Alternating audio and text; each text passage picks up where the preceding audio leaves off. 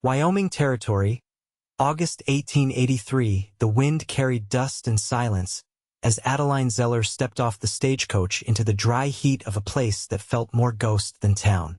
The coach driver tipped his hat. "This is it, ma'am. Deadwood Gulch. You sure this is the right place?" Adeline clutched her carpetbag tighter. "Yes. My fiancé, Thomas Calloway, he's expecting me." But the only thing waiting for her at the edge of the rutted trail was a small log cabin with its shutters drawn, its front door swinging loose on one hinge. A scrap of paper was nailed to the door. She stepped closer, heart knocking against her ribs. The note was scrawled in a rushed, uneven hand. "Adeline, I cannot go through with it. I left for California. I'm sorry, Thomas." Her knees nearly buckled. She gripped the doorframe to steady herself, blinking hard. She had left everything: her job in the Boston textile mill, her sickly aunt, her past for this, for a promise, a new life, a home. Instead, she was alone. Behind her, the stagecoach rattled off, leaving only the creak of the windmill and the distant cry of coyotes. She stepped inside the cabin. The place was stripped bare, just a cot, an empty hearth, and dust on every surface. She sat down on the edge of the cot, hands trembling in her lap, and stared at the note again. He really had left. The sun had dipped low when the sound of hooves broke the stillness. Adeline stood, heart thudding again, unsure whether to be relieved or afraid.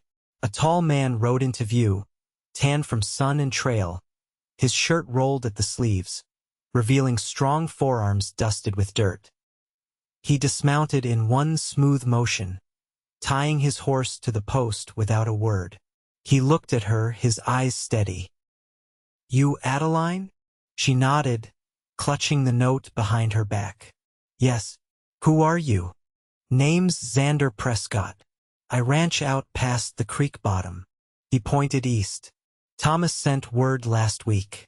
Told me he was running off like a coward. Said he had a bride coming and no guts to face her."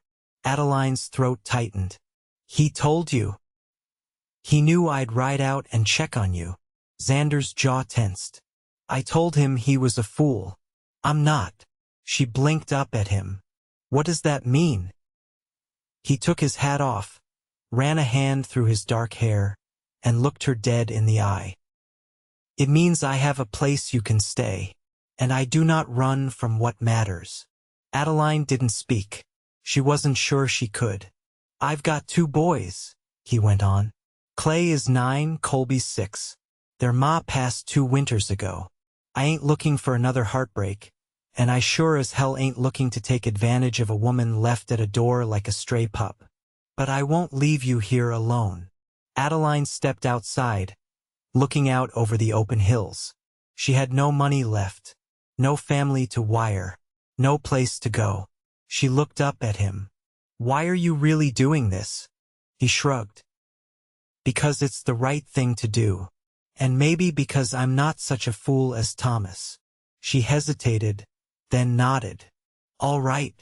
Xander helped her onto his horse, then swung up behind her. The warmth of his chest against her back was solid and calm, like the earth itself.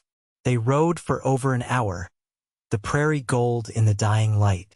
When they reached his homestead, she saw a long, low house with smoke curling from the chimney and 2 boys wrestling in the dirt. "Boys," Xander called. "We got a guest." Clay jumped up, squinting. "Who's she?" "This is Miss Adeline. She's staying with us for a while." Colby came running over, grinning. "Can she cook?" Xander chuckled. "Let's not scare her off yet." Adeline smiled faintly, then followed them inside. The house was warm, lived in, smelling of bread and horses. There were toys scattered in the corner, a pile of laundry on the bench, and a patched quilt on the couch. After supper, as the boys washed up for bed, Adeline helped dry the dishes. Xander stood beside her at the sink. "You did not have to take me in," she said quietly. He glanced down at her. "No." But I wanted to. She looked up, meeting his eyes. Why? He was quiet a moment, then said, because you looked like you were about to fall apart on that porch. And I know what that feels like. Adeline swallowed the lump in her throat. So do I. That night, she slept in the spare room, clean sheets and a quilt tucked around her. Outside, the night wind sang low across the fields, and inside, something in her chest started to loosen. She had been abandoned, but not left behind. And Xander Prescott, he had not walked away. In the days that followed, Adeline found rhythm in the quiet. She helped with the cooking, stitched Clay's torn shirt, taught Colby how to read the word horse. The boys took to her quickly, and Xander always made sure she was never alone too long, whether bringing in water or chopping firewood with an extra axe nearby. One afternoon, she found him fixing the corral gate. You trust easy, she said. He looked up, wiping sweat from his brow. No, I don't. But you trust me. He nodded. I watched you bandage Clay's knee like he was your own. I seen how you read to Colby even when your voice went raw. Trust builds slow, but it starts small. And I see you trying. She stepped closer. You are kind, Xander. But I do not want to be just someone you rescued. He met her gaze. You are not. She breathed in slow. Then what am I? He dropped his hammer, stepped close. His voice was low. You are the first woman since Sarah died who makes this place feel like home again. Adeline's heart thudded. I was meant to marry another man. He touched her hand gently.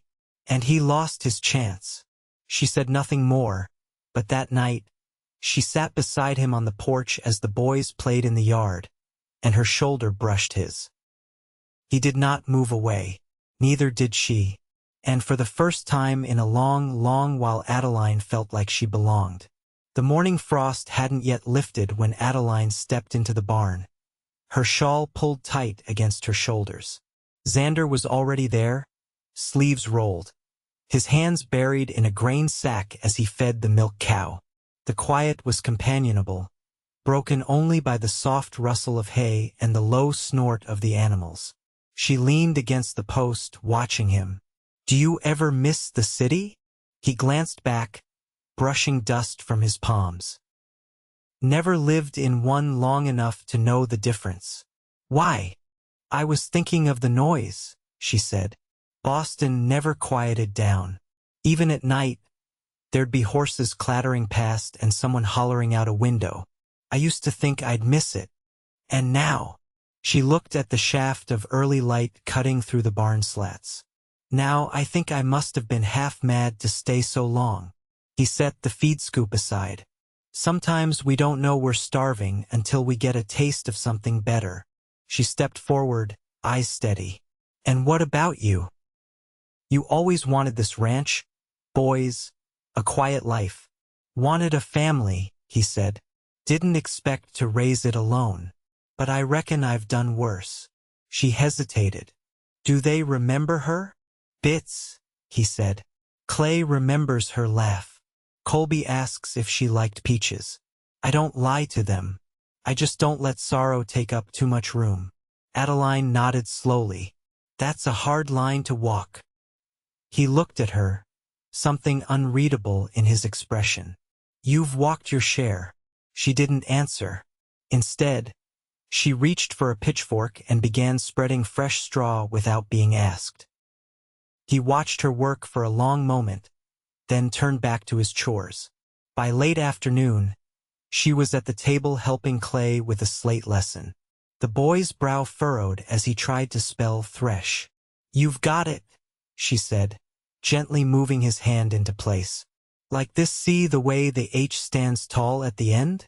He glanced up, eyes bright. You ever teach before? Not formally, she said. But I used to read to the girls in the mill. Most hadn't had schooling past 12. Colby piped up from the hearth. Can you teach me how to spell chicken? Clay snorted. You can't even hold the chalk right. I can too. Adeline smiled. One at a time, boys. Xander stepped in from outside, brushing dirt from his boots. You're turning this place into a proper schoolhouse. She looked up. A little learning never hurt anyone. He leaned against the doorframe, arms crossed. They talk about you at the feed store. A couple of the older wives say you've got good sense. Said you fixed the Jensen baby's rash with some kind of vinegar salve. Apple cider and lavender, she said. My aunt taught me. Works better than lye soap. His gaze didn't waver. Seems you brought more than a valise when you came. I lost a lot in Boston, she said. But I didn't leave behind what I'd learned. That night, after the boys had gone to bed and the dishes were set to dry, she stepped onto the porch with a mug of warm milk. Xander followed her without a word, hands tucked into his pockets. Crickets hummed in the tall grass and the moon hung low, heavy with light. I got a parcel from Fort Laramie last month, he said. Government surveyors want to run a rail spur through the valley. Would cut across the northern edge of the property. She turned to him. Will you let them? Not if I can help it, but they'll pay well. Enough to build a new barn. Maybe even hire help come spring. She studied him. Would you take the money? I'd take it if it meant keeping the boys fed and the roof sound. But I won't sell the land out from under them. Or you. She blinked. Me? He stepped closer, voice quiet. You've made this place steadier. I don't know what you plan for yourself, if you mean to stay or just needed a place to land a while. But if you're thinking about roots, I'd rather you set them here. Her breath caught. You don't even know all the parts of me yet. I don't need to, he said. Not all at once. But what I've seen makes me want to know the rest. She looked down at the mug in her hands, then at him. I'm not afraid of hard work, or wild land, but I don't want to be someone's second chance. He shook his head. You wouldn't be. You'd be the right one, come late. Something in her shifted, then. A quiet opening. She didn't answer, but she didn't look away either. Instead, she reached for his hand and held it, firm and sure, beneath the moonlight. Neither of them let go. By late September, the leaves along the cottonwoods down by the creek had turned brittle and yellow, and the mornings came edged with frost. Adeline rose before dawn now, her hands sure in the chill, her hair pulled back tight beneath her bonnet. Xander never asked anything of her beyond what she offered, but she had grown into her place in the house like ivy winding up old stone, quiet, firm, and certain. She was gathering eggs when she heard the wagon wheels crunch past the gate.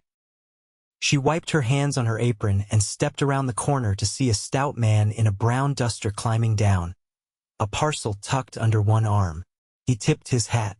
Morning, Mississippi, name's Vernon Hatch. I'm the postmaster out of Douglas. Brought this your way.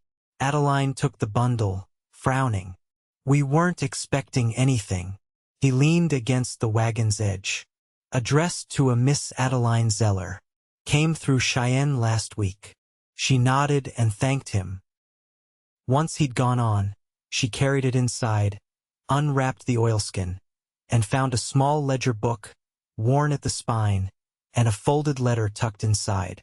She read it at the table, the boys outside with Xander, clearing brush before the deep cold set in. It was from a woman named Ruth Albridge, who had worked alongside Adeline at the mill. The letter was short, but full of care. Ruth had found the old ledger in Adeline's things, forgotten when she'd packed in haste. It held records of wages owed and debts paid, the kind of notes a girl kept when she managed her aunt's medicine orders and stitched for extra coin. Ruth had sent it on just in case. Adeline closed the book and ran her fingers along the cover. The past felt far off now, but not gone. She folded the letter carefully and slipped it into the drawer by the hearth. That evening, after supper, she brought the ledger out to the porch where Xander sat sharpening his knife, the boys already in bed. She handed it to him without a word. He turned it over in his hands. Yours? Yes, from before. I used to keep records for the women who couldn't read. Some of them didn't know what was owed to them until someone wrote it down. He studied her face. You were looking out for them. Somebody had to. He gave a slow nod, then set the book aside. I've been thinking about the northern pasture. If we fence in the far ridge, we could run cattle up there next spring. She folded her hands in her lap. That's a big spread. Would need extra hands. I've been talking with a boy from down past Rollins. 17, strong back, doesn't drink. Might come on by March. What would you want it to be, Xander? The ranch, in 5 years. He leaned back, stretching his legs out. Enough stock to sell every fall. A house with a roof that doesn't groan when it rains. Boys grown enough to take on a team without me breathing down their necks. And me? She asked quietly. He looked at her steady. You'd be here if that's what you want. Not because I gave you a place to land. Because you made it yours. She looked down at her hands, then out into the night. I never had a man ask what I wanted before. Not really. I'm asking now. She nodded once, then stood. Walk with me. They went out past the barn, the stars thick above them, the air crisp and smelling faintly of dry sage. She stopped near the fence line, rested a hand on the top rail. I want to keep teaching them, she said. Clay's mind works fast, and Colby's starting to hold his pencil right. I want to plant a little garden come spring. Nothing fancy, just carrots, onions, maybe some herbs. And I want to be your wife, not just another body under your roof. He stepped beside her, close enough that she could feel the warmth off his coat. I'd ask you proper, he said, but I haven't got a ring yet. I'd want to carve one from bone or wood, something made with my own hands. I don't need a ring today, she said, just a promise. He reached for her hand, his fingers rough and warm. Then I promise. She looked up at him, and for the first time there was no doubt in her chest. No ache where fear used to live. Just the quiet weight of something real. I'll be yours, she said. Not because I lost everything else. Because I found something better. He kissed her then, beneath the open sky, slow and steady. Not a beginning but a choosing.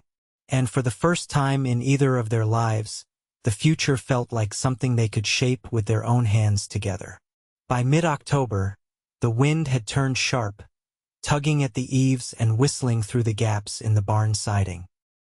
Mornings began with ice along the water troughs, and Xander had taken to chopping kindling after breakfast with Clay trailing behind, learning the weight of the axe and the rhythm of the swing. Adeline stitched a patch into Colby's winter coat that afternoon, her thimble tapping a quiet beat against the worn wool. She sat near the hearth, where a pot of dried apples simmered, the scent filling the room. When Colby leaned in to peek at her work, she nudged his nose gently with the back of her knuckle. Buttons next, she said.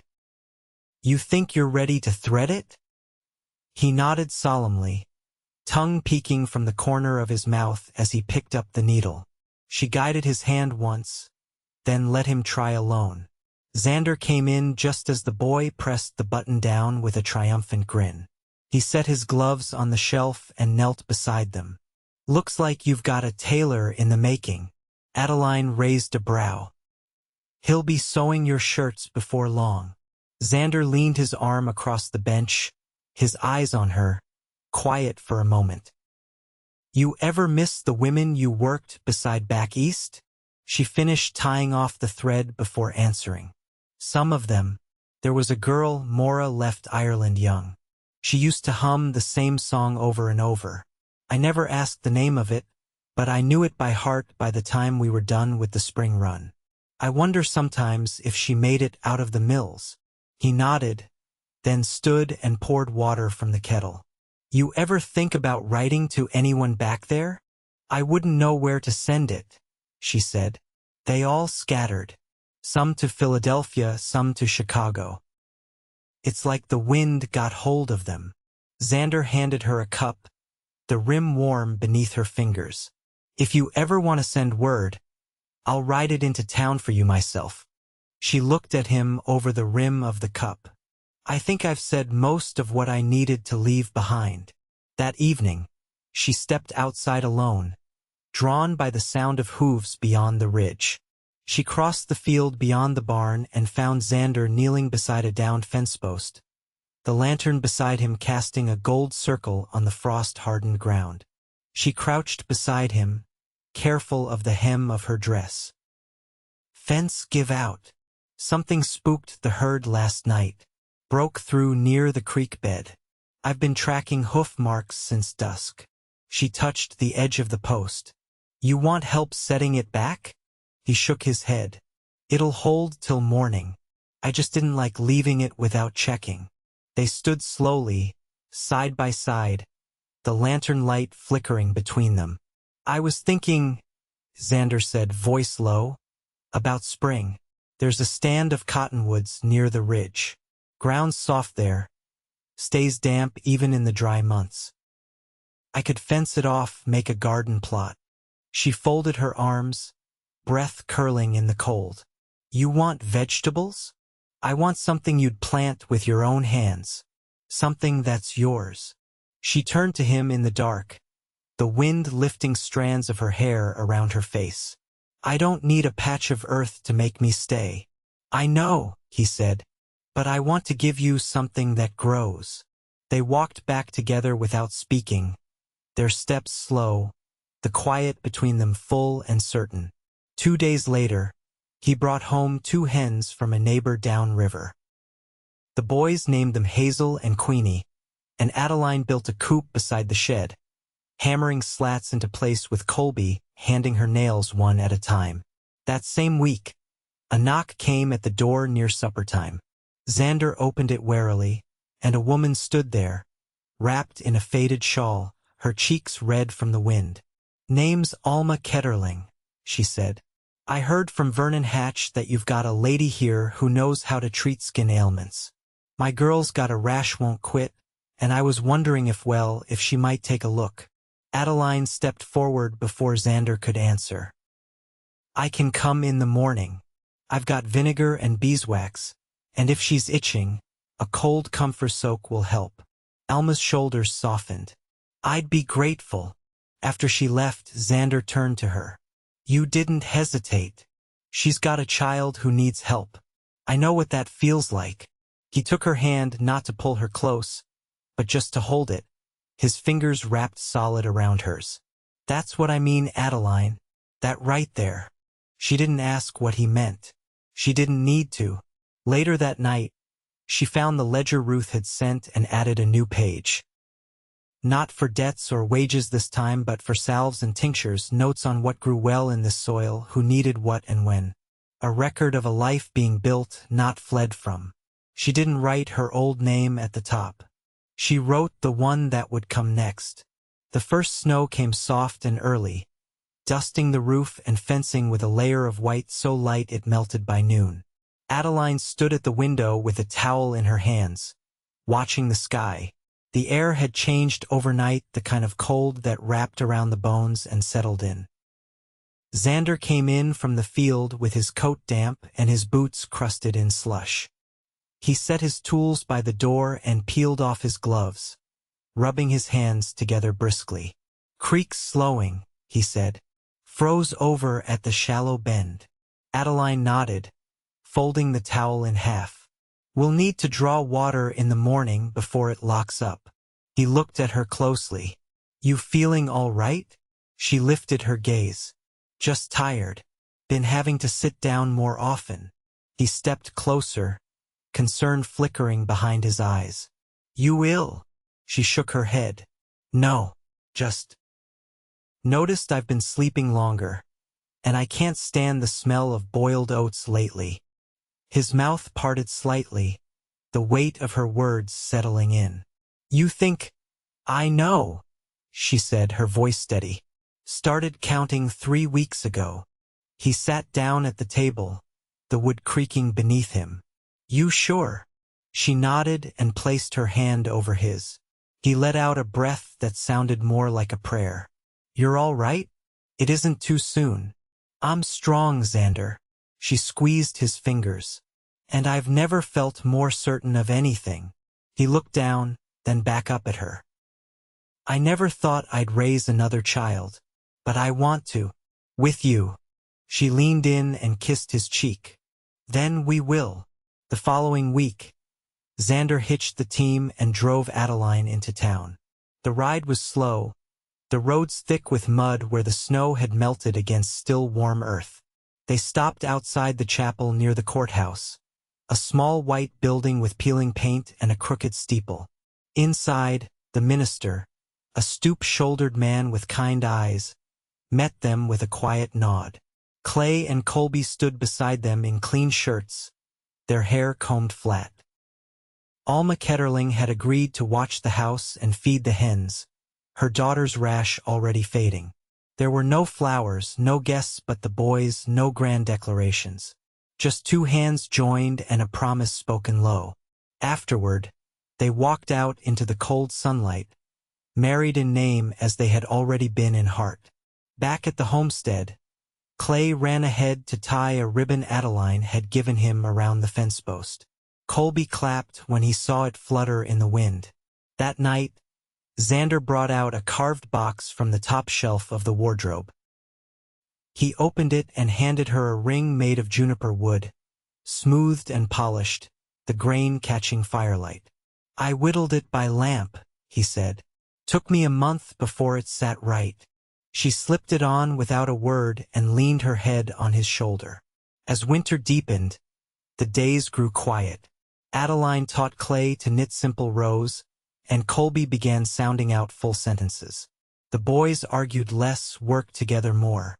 In the evenings, she read aloud from an old folktale book Xander had found in a trunk, stories about foxes and ravens, clever girls and brave boys.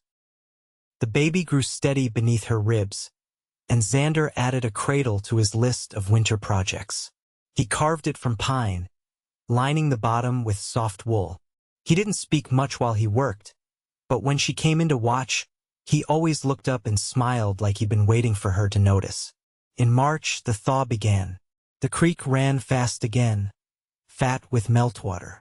The chickens started laying more regular, and Adeline began sleeping with the window cracked to let the fresh air in. She moved slower now, her hands often resting on the swell of her belly as she crossed the yard or stirred a pot. One afternoon, Alma rode out with a wrapped bundle tied behind her saddle.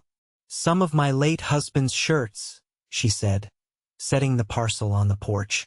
"Figured you could cut them into swaddling cloths." Adeline thanked her, touched by the gesture. Alma stayed for coffee, and as the two women sat talking beside the window, Xander watched from the barn. One hand braced against the doorframe, a small smile tucked beneath his beard. The baby arrived in late April, just after the wild plum trees bloomed. It was a slow labor, steady and strong. Adeline's brow damp with sweat and her fingers clenched around Xander's sleeve. Clay waited outside with Colby, both boys silent for once, eyes wide as the wind rattled the shutters. When the cry finally came, sharp and clear, Xander's knees nearly gave way. Adeline held the baby to her chest, eyes closed, whispering something only the child could hear. "A girl," she said when he leaned in. "She's perfect."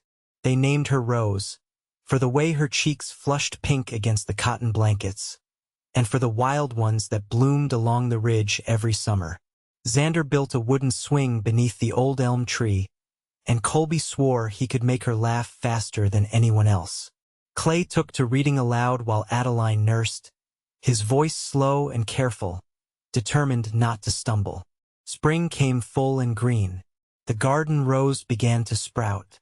Adeline planted carrots and sage, just as she'd planned. The hens scratched through the soft dirt, and the boys started building a fort from spare fence rails. Xander kept a hand on Rose's cradle whenever he passed, like he needed to feel she was real. One morning, as the sun spilled gold across the fields, Xander found Adeline out by the clothesline, her skirt brushing the grass, Rose swaddled in one arm. He walked up behind her and wrapped his arms around her waist, resting his chin on her shoulder. "You still glad you stayed?" he asked. She turned her head just enough to kiss his jaw. "You still glad you asked me to?" He didn't answer, only pressed a kiss into the curve of her neck and held her tighter. The wind stirred the line, lifting the sleeves of Clay's shirt and the hem of Adeline's apron. From the porch, Colby called out for Xander to come see the bird's nest he'd found in the rafters. Adeline smiled and stepped back into his arms. "I think," she whispered, "we've built something good here." He nodded. "And it'll hold." And it did. Through seasons and storms, through scraped knees and long nights, through the steady hush of a cradle and the warmth of a shared bed, it held. Because love, when chosen day by day, when built with hands and hearts and silence and steadiness, does not falter. It roots, and it blooms.